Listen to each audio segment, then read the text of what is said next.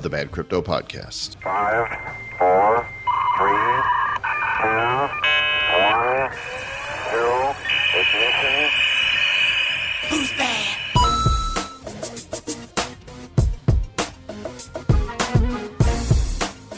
Welcome to the Bad Crypto Podcast. I'm Joel, that's Travis, and we've been reading your mail.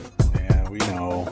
You guys don't like us being us. You think that some of you think that we should change and not be so bantery and saying things about stuff that's important. So we want to apologize for all the words we've said, and if anybody's feelings were hurt.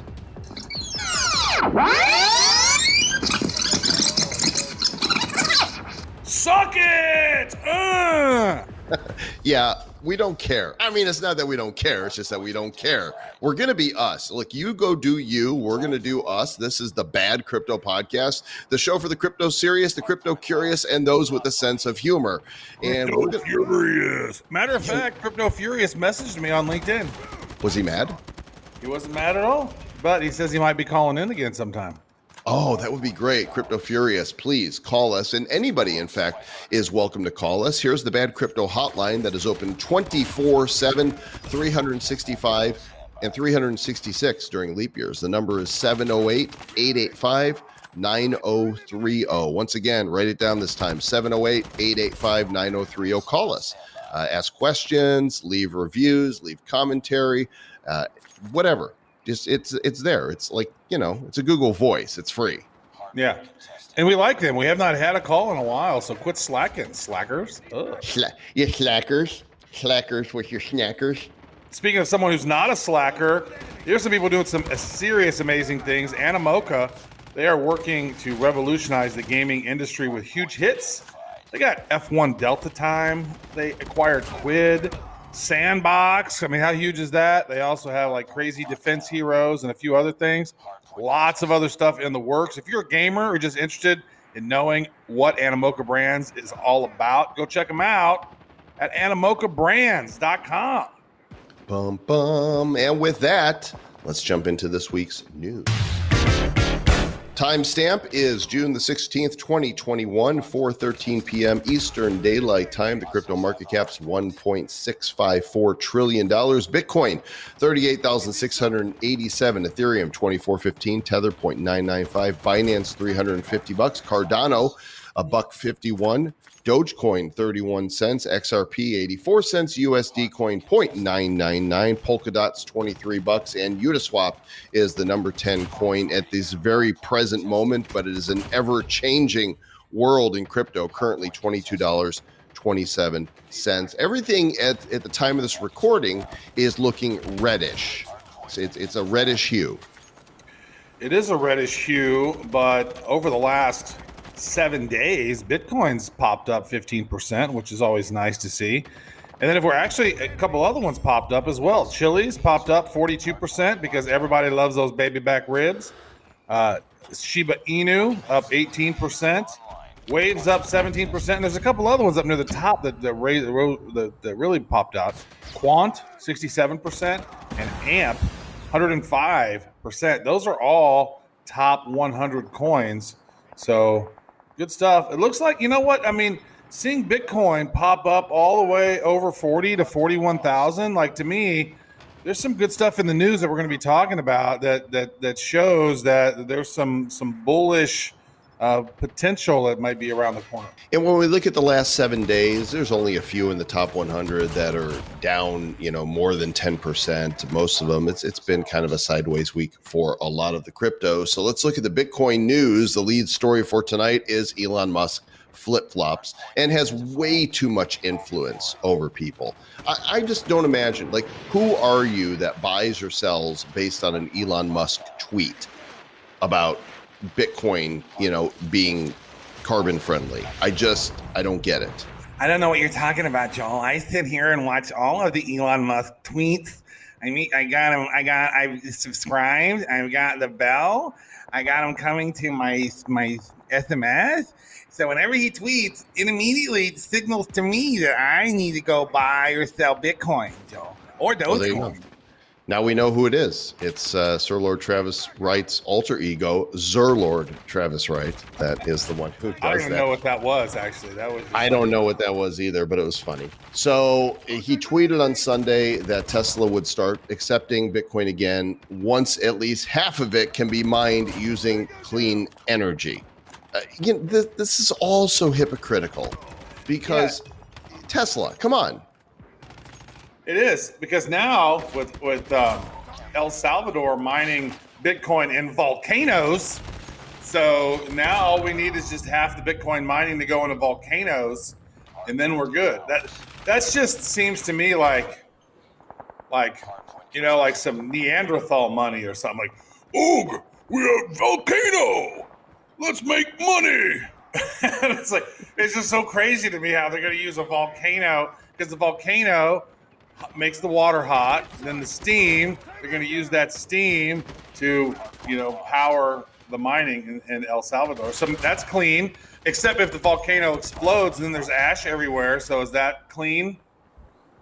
I don't know, but I'm thinking, like, what is the effect on the environment to make these cars? That's my question, right? I think that creating a Tesla has a more negative impact on the environment than mining Bitcoin does. Well, Am I wrong? The paper dollar has a big impact on the environment. I mean, it's like 2 or 3 times more power. It uses more power than Bitcoin does. And then once they print a whole lot of it, then they use a lot of that to make all these war machines, and then they go bomb people. So I don't know if that's good for the environment where they're being bombed. Like, if you're like, "Oh my God, they're coming to bomb me. This is not good for my environment." I don't know. He's not an expert. He's brilliant. And I think he's going to go down in history as a pioneer. The stuff he's doing is super cool. But when he's talking about this is all showboating. It's all gaslighting. There's no real purpose to it. And people buying and selling on it are just playing along with the game. The story here on Crypto Potato, our new favorite Can I say one thing to Elon Musk, though? Sure. Tell him. How about you make these fucking cars and you make your space rockets and you shut up about crypto and just let it go, bro. Just let it go. This message to Elon Musk brought to you by Travis Wright of the Bad Crypto Eat a bag of dicks.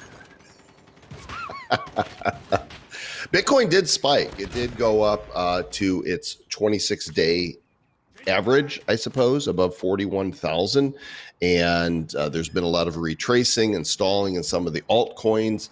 And I don't know what's going to happen next. I know we've seen Bitcoin go as low as about 31,000, and it was at about 35 or 36 when Elon tweeted, sending it up to 49. We've seen it hit 41,375. Are the bulls in charge? Are the bears in charge? I am going to stand by the same thing I've been saying for ever since we came off the high of 64,000, is that this bull run is just starting. That's what I believe. This is not financial advice, just my own personal belief. Yeah, I put out a tweet yesterday from a meme that I found, which was pretty accurate.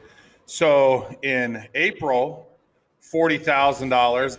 It has that guy, the black dude, and he's all smiling. He's like, yeah. And then it's like May. Oh, it was April 14th. And it was like Bitcoin 40,000. Yeah. May 14th, Bitcoin 40,000. Oh. June 14th, Bitcoin 40,000. Yeah. It's like, here it is, man. It stays 40,000. Like, is this the place where it's chilling? But it's just kind of going back and forth at 40,000, up a little 30,000, 40,000. Is this how long are we going to be hanging out in this little capitulation area? And we're going to have some breakouts. Breaking out above 40,000, that was a good sign, because I know that a lot of those chart folks were saying that 37.5 is the number we want to try to stay over. So I did the math, and 41,000 is higher than 37. If it kind of rests there around 40K, it's just a matter of time before the next news comes. We know that development is happening everywhere, and it's really just a matter of time before something comes out that is big news, that it's probably going to move Bitcoin forward. Here's another piece of news that would indicate that as well. Keep your eyes on the whales. Over the last 25 days, according to Crypto Potato, whales purchased 90,000 Bitcoin, meaning they own almost 50% of all of the Bitcoin that is in circulation now. Oh my, that's a lot. So the whales control the Bitcoins. Like, look at that. And so now you start seeing bigger, you see like Michael Saylor coming in with MicroStrategies and buying more Bitcoin, and Elon Musk bought a lot of Bitcoin. Now that right there is a really, really interesting thing. Now we've heard what was it? We had the Blue Wizard come on, and he was talking about there's going to be a time where the price goes and they all come in and buy it, and now you've lost all your Bitcoins. Whales own almost 50% of the Bitcoins. That's something I need to sit and think about that, because, like, what is the implications? They got all the money. It's a lot of control, and it looks like, according to this article and the data that comes from Santiment, not Santa Claus, Santiment, they track behavioral analysis. In order to be a whale, you have to own at least 100 Bitcoin. So the chart here shows Bitcoin holders with 100 to 10,000 coins. I mean, if 100 is a whale, then 10,000 Bitcoin is like a mega super ultra whale, right? With like multiple humps. Like, it's like, I got my Humpty Humps. Yeah, that. I haven't fully processed this, thinking that 50% of the folks at any time, like if the whales all decided to coordinate, right, and just do the same thing at the same time, then that could be they're able to move the market whenever they want. But that's just something to me that just says, whoa. Would you like a moment to process? I'll process everybody. We're going to give Travis just a moment here and go. Beep, boop, beep, boop, boop, boop, boop, boop, boop, boop. Okay. Wow, I think he just shorted out. One person who's been extremely consistent about Bitcoin is our friend Tim Draper. And once again, he has stuck with his prediction that by the end of 2022, Bitcoin's value would reach $250,000 and that it would be the core of all financial activities for the next 20 to 30 years. So what, you need to go ahead and get your crypto processing payment solution set up, folks, because by the end of 2022, everybody will be accepting crypto. And he's been saying this, like he said 250,000 as the number for a very long time. And again, there's only 21 million of these things, and whales own over 10 million of them. And so that tells me, and then some of them are lost. And so the little guys, like maybe you're lucky enough to have a Bitcoin and a half, 5 Bitcoin, a half a Bitcoin, 0.1 Bitcoin. I think they said that in the future, if you had 0.01 Bitcoin, like you're going to be rich, depending on how far in the future. I don't know. You'll be a micro whale. Yeah. Maybe just, stack some sats. I'm not going to tell you what to do, but you're listening to a crypto show. You might want to have some crypto. Little bitty baby whale. So I guess Tim also said this: Bitcoin will be the currency of choice. Bitcoin is not as easy to move around, but eventually it will be. Then you will have a choice. You will say, hey, do I want to pay the banks 2.5% to 4% every time I swipe my credit card? Or do I want a currency that's frictionless, open, transparent, global, and not tied to any political force? Do you want to take a moment to process that? Think about your answer, Travis? No, I want to take a moment to just imagine myself opening up my Blockfolio. Like, oh my God. Oh, I'm Tim Draper. Wow. XRP Ripple is still in the news because the SEC is still investigating everything about them. And apparently they want 2 more months to prepare internal documents on Bitcoin, Ethereum, and XRP to determine that these are. What do they want as far as Bitcoin and Ethereum are concerned? I know with Ripple, they were, trying to say that it was a unregistered security, but I don't know what they're looking at as far as Bitcoin is concerned. We need 2 more months for our government overreach. Speaking of government overreach, the IRS is targeting illicit Bitcoin trading on Telegram. They say that these secretive Telegram chats are one way to move dirty digital money. The IRS is now paying close attention. according to Special Agent Chris Januszkowski. I can't even say his name, but he's in the IRS, so we don't like him. But I would say this is that's got to be hard because Telegram is mostly encrypted, right? It's not. It's that's what it is. It says secretive chats, the privacy preserving chat app, that end-to-end encryption. Yeah. So how? But here's the thing, man. They did a search on this and they did the numbers, and it's like the percentage of illicit activity using crypto was like less than 2%. Like, it's such a small amount at this point. Back in the day, it was a whole lot more. You know when they maybe should have been doing this shit? Back when Silk Road was around, and like there was a lots of like people were sending Bitcoin to like go get somebody, like hire a hitman. Like there's no peer-to-peer exchange for that today, and that's good because that's crazy. But yeah, there you go. It's just that, the regular people are not criminals. And they say they're going after criminals, but the people that end up being targeted most often are just regular people that are just trying to mind their own business. And for some reason, we have opted for a society that wants them all up in our business. Because you guys realize this stops whenever we stop it, right? As a people, when we stop electing people that are concerned with controlling us, it ends. But everybody wants their hand out. Everybody wants to have their hand in the till, and the way you do that is by working the system. And so, we get what we ask for, and this is what we get. Well, here's the inconvenient truth. Most people don't realize this, but when the bankers took over the printing of money in 1913 with the Federal Reserve Bank, that's ran by a trustee of very wealthy banking families, which is not a conspiracy. If you're listening to this show, you should know that that's the case. So what happens when you print the money? And then they created the IRS to tax the people.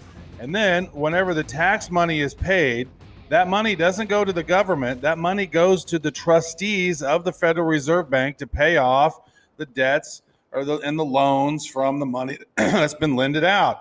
So what happens to these banking families that have all this money? Well, they go out and buy media companies. They go out and buy, they pay a shit ton of money to sit on the board of a whole bunch of different companies. There's an international web that ties back to 1913 when these international bankers got into control, and they've been doing it now for 108 years.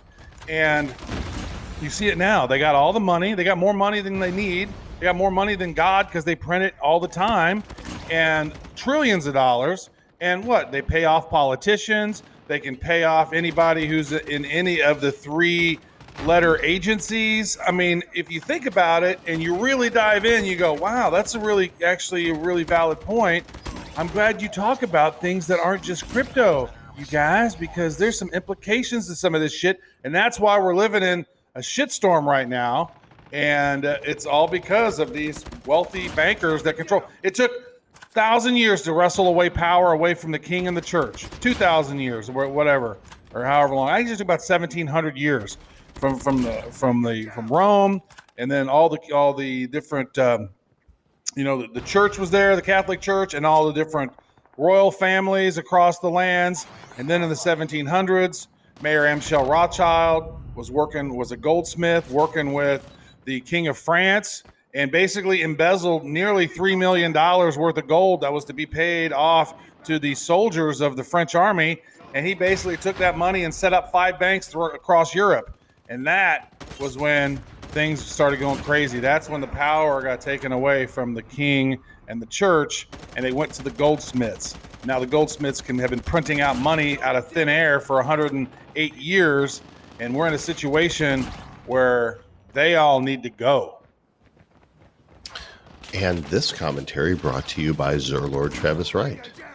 There you go. That was not Zerlord. That was Travis speaking. Speaking of need to go, Maxine Waters is in the news. Apparently, there is a congressional working group on crypto. There was an announcement she made during a hearing on the central bank digital currencies. And so I feel good knowing that, one of the most corrupt representatives in the House of Representatives is forming a working group focused on cryptocurrencies. That should make you all feel really good. File under, how do these bozos get reelected? very easy. These voting machines, and you notice like these assholes, they never get voted out. Like, they never get voted out. How is that? I don't know. You're a conspiracy theorist, Travis. I tell you what. How dare you think for yourself and ask real questions? Dude, That just reeks of conspiracy. You know what? That's true. I'm a critical thinker, and so I think about things, and I have theories about stuff. Most people don't. Most people just go, okay, CNBC and NBC, CNN, tell me this. Okay. And then they say, Alex Jones is bad.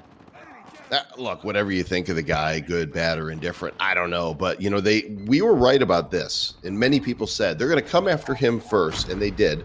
And they deplatformed him. And then they start coming after others. And they start picking them off one at a time and silencing them. So there is one narrative. I looked at Twitter just a moment. I'm not going to talk about what's trending here publicly on the show, but it is so obvious that they are pushing a single narrative that they want everybody to buy into because they're eliminating voices to the contrary and pushing this narrative. But that's just a big conspiracy. There's no way that's happening. It is. I was actually watching actually posted a video. Actually, I think my Facebook is suspended right now. I posted a video last night from the inventor of the mRNA vaccine technology. And he was talking about how, the CDC and they known about this, that the spike proteins of the mRNA vaccine technology can create what's called a cytokine storm in people who are getting these vaccines, and it's going to be a long play, maybe 18 to 24 months. But check that out, cytokine storm, CYTOKINE storm, and basically what happens is your immune system starts attacking itself. And that's the guy who created, the inventor of the mRNA vaccine technology said this. And I posted this on Facebook, and now my Facebook is not there. But such is life. You can't talk about certain things. One of the things he actually said was they eliminate folks, they censor folks. That way those signals are not out there. That way people can't stumble upon them and go, oh, wow, that's an interesting perspective. And then come to a new realization or their own conclusion. They want to eliminate anybody who's saying anything against that mainstream narrative that they're presenting. You're just a conspiracy theorist. Yeah, you're just a conspiracy theorist. I think it's time to take off that tinfoil hat. Actually, it's a KC hat, but it's made of tinfoil. Actually, I saw there's a company that makes ball caps that are like tinfoil hats, but they're not tinfoil, but they protect you from 5G. Oh, that's... And you can get some 5G protecting underwears as well. Oh, that's good. Hey, you got to protect the boys, I mean, I think that's important. Well, last week we talked about El Salvador being the first country to say that Bitcoin will be legit currency that people have to accept at their stores. And now they're saying Bitcoin adoption is going to get help from the Central American Development Bank. The Central American Bank for Economic Integration is going to assist El Salvador with technical support. What is that, like the phone line? They're going to create. Hey, man, what do you need? Bitcoin support or something? Yeah, I lost my private keys. I can't locate them. Can you help me find my Bitcoin? I would say this. There's now since the president of El Salvador has mentioned that they're opening up to Bitcoin and everybody's going to be mandated to accept Bitcoin as legal tender, then there's been a whole lot of those top crypto entrepreneurs cruising down there. I saw that, I saw Peter McCormick was there meeting with the president of El Salvador. I saw Rock Fierce. Rock Fierce is down there as well. He's rocking hard. But yeah, so more and more people, you're going to see more and more entrepreneurs going down there and helping them set up the ecosystem as El Salvador becomes a crypto savvy country. Also south of the border, a Latin American telecom company, Gold Connect, is going to allow customers to process their transactions through BitPay, which means you'll be able to pay in Bitcoin, Ether, and other digital assets. Every week we see more stories like this, and they just keep coming and they're not stopping. And on their own, none of them are, groundbreaking and earth shattering. But as a collective, I think we're seeing a pattern here. We're definitely seeing a pattern, folks. I mean, more and more countries. And I think that with El Salvador coming on strong. I think a lot of these other Latin American countries are going to start going, wait a second, whoa, because a lot of these countries make so much of their GDP in remittance fees, and they know they better figure something out, because if people start, sending on their own through crypto, and they're going to have to find different revenue streams. And so I think it's a great idea for them to start mining their own Bitcoin and having a stake into some of this, because those, I think El Salvador said they had 25-30% of their GDP is from remittances coming back from people who have left the country and sending money back to their family. And those remittance fees are just ridiculous. So more and more technologies are going to pop up throughout the world and the land. Meanwhile, in Asia, there is mounting regulatory pressure taking place. And so some of the big exchanges over in South Korea, such as Upbit, are warning against specific digital assets that they're judging to be high risk for investors, even delisting some. So a bunch of coins that most of them I haven't heard of, and they're reviewing others. And so they are, facing threats from the government. So they're making sure to keep their act clean. This picture here on Cointelegraph makes South Korea kind of look like a ball sack. Wait, let me look at this. Yeah. It just kind of looks like a ball sack there. Yeah. I didn't realize that. It is South Korea. Yeah, I guess you're not wrong. As long as we're in Asia, let's talk about China. A lot of Bitcoin miners are leaving China, and guess where they're going? Because Beijing is, ordering them to shut down some of these operations. Guess where they're going? Well, Mayor Abbott there in Texas has just said Texas is open for crypto business, folks. And so it looks like, I'm curious though, how are people just saying, all right, I'm tired of living here in China, I'm going to go move to Texas? I thought it's pretty, communistic over there, and they're not just freely able to move as they like, but maybe they're able just to say, hey, I'm going to go move to Texas. There's a lot of people around the world who can't just say, hey, I'm going to go move to Texas. Is Texas wide open for China? Are they just going to cruise through the wall with all their Bitcoin miners, or what? Well, there's only, a wall they're building at the south, right? But there's no wall to the north. There's no wall between Texas and Louisiana or Oklahoma. You could pretty much get there. Yeah. I just think you need to put a whole wall all around Texas. They'd be like, suck it. Well, if Texas ever decides to secede, then, that might happen. The country of Texas. So here's an article on Cointelegraph that says Ethereum's 1.5 billion options that are expiring on June 25th could be a big moment. They say this could be the bulls versus the bears moment. So keep an eye on that. Let's see what happens. Now, what happened was on March 26th, when they expired, Bitcoin's Ether's price plunged 17% and bottomed out near 1,500. So let's see what happens when they expire this time, Joel. Mm-hmm. Indeed, we're going to watch it. And as some exchanges are moving to delist coins that might be called shit coins, there are some altcoins. Maybe one of them would be classified as such, maybe not.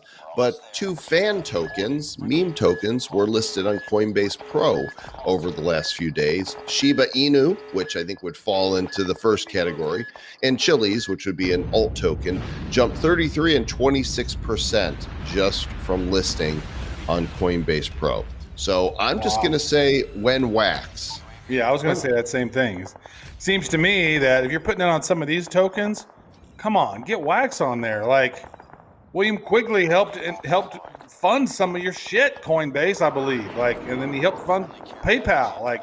Let's get wax on Coinbase, man. If you're adding all these other ridiculous coins, and I will say Sheeb is ridiculous, but Chiliz has been doing some big stuff. But come on, get wax in there. That don't make no sense. Ain't make no sense.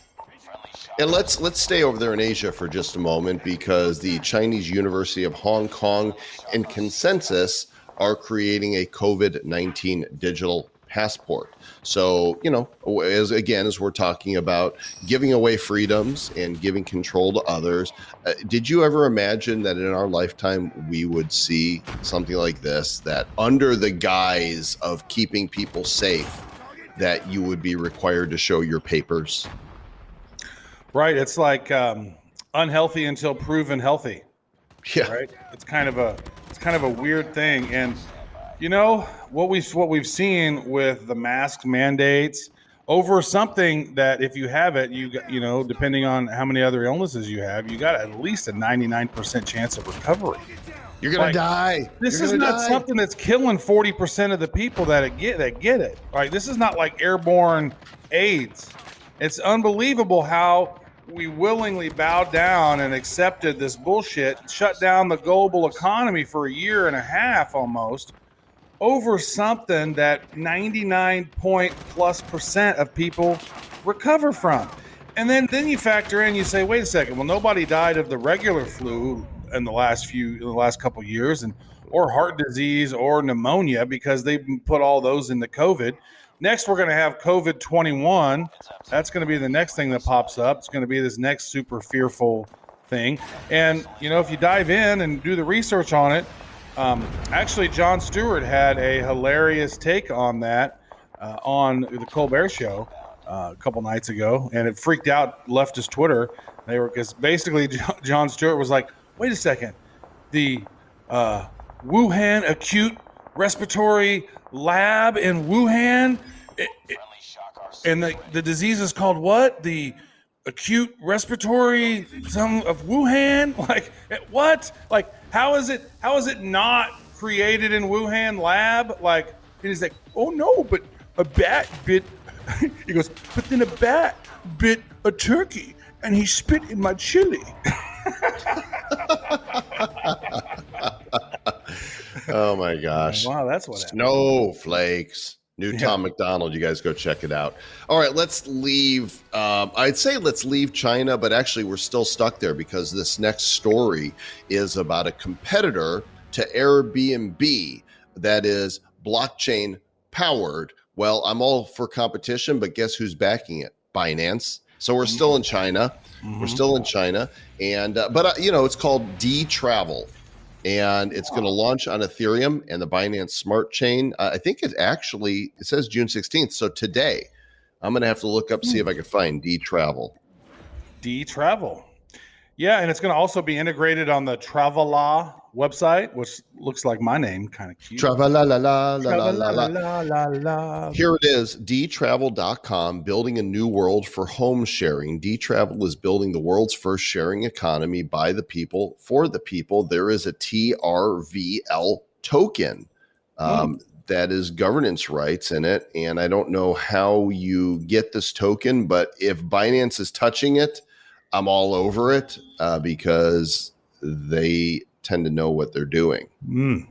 Dtravel.com. And no, I will not be making a D's nuts joke. That's good. I was hoping you wouldn't make a D's nuts joke. That's good. Yeah, I'm grown up now. I mean, the fans, they want us to be boring, right? Well, even though we do the Nifty Show twice a week and the Nifty News comes out a day before the bad news comes out, so hopefully you guys subscribe to the Nifty Show. One piece of NFT news that just broke today is artist, actor, and environmentalist Pierce Brosnan is going to be premiering his Genesis NFT collection on legend.art, LGND.art. It's a cool looking piece.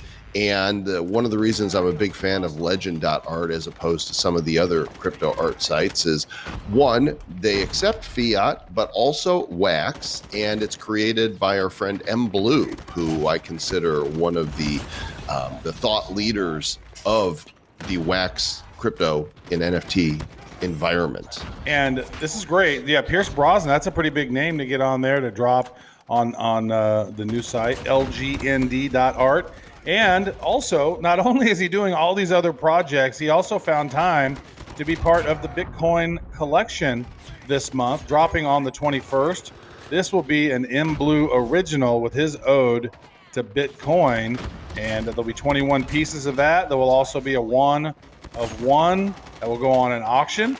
And also every night at 2011 p.m. Eastern time, there will be a drop. So you can go to nifty.deals/elite. That'll take you right there, and you can snag those. Those are all created by Blue, so those are good. They are good, and you got more choices this month as well for all the ones that you can collect. And the scarcity of them goes down with each day, and the price of them goes up, all leading up to the final art piece sale that comes out on the 21st at 2011. Got a little fancy there with the times this month, Travis. Usually we do them at noon or, 12:21 to be, Bitcoiny and all that. But I like to stir things up. And so is the final piece going on sale at that same weird time? Mm-hmm. Same weird time. Same weird time, same weird stations. Keep those consistent so people know exactly when it is, but okay. I like to screw it up so people have no clue what we're going to do next. Okay. It's probably not a bad idea to keep it consistent, but damn it, I did it. So that's it. Finally, Joel's like, I got a whim. I got a whim. I got a wild hair, and it's going. I do have wild hair, by the way. Travis can vouch for this. I have not had a haircut since October. I looked it up in my calendar because my hair is getting super long and super crazy, and it's going to keep growing. I can't wait till I hear that year milestone to see, am I ponytail worthy now? Or just are you going to rock a man bun? I don't think so. You're going to rock a fucking man bun? I don't know if I want to rock a man bun. I don't know. I'll probably. You're going to have the old man bun.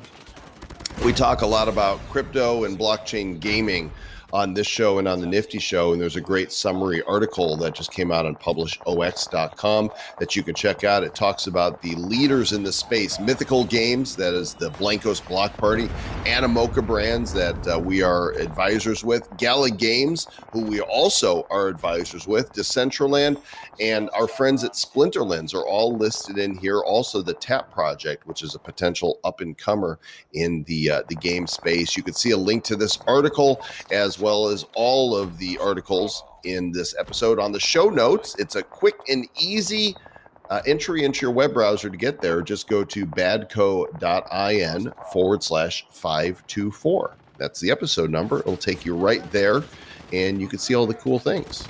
There you go. We appreciate you guys tuning in to the show to hear us talk about the things. And we got some reviews. Yeah, we got a couple of reviews here that came in. I guess last week on the show, we read a review from somebody that gave us 2 stars. We joked, it's like, why not 1 star? As long as you're going to 2, you may as well push it all the way.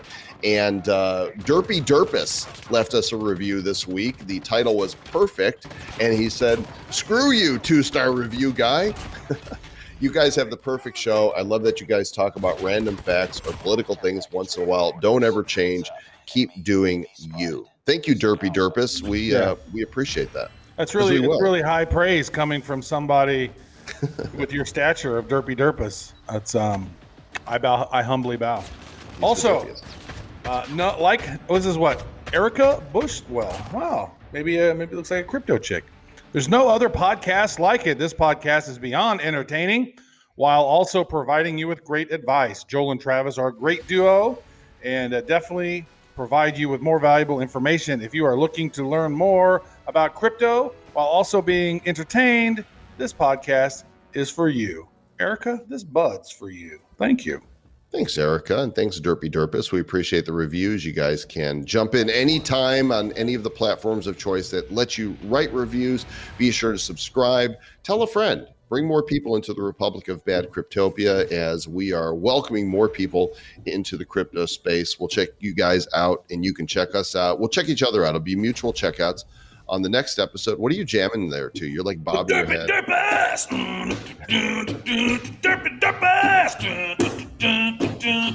Derpus, he loves us.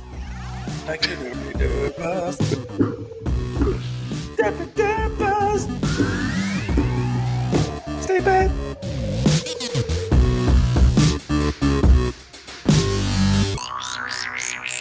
Who's bad?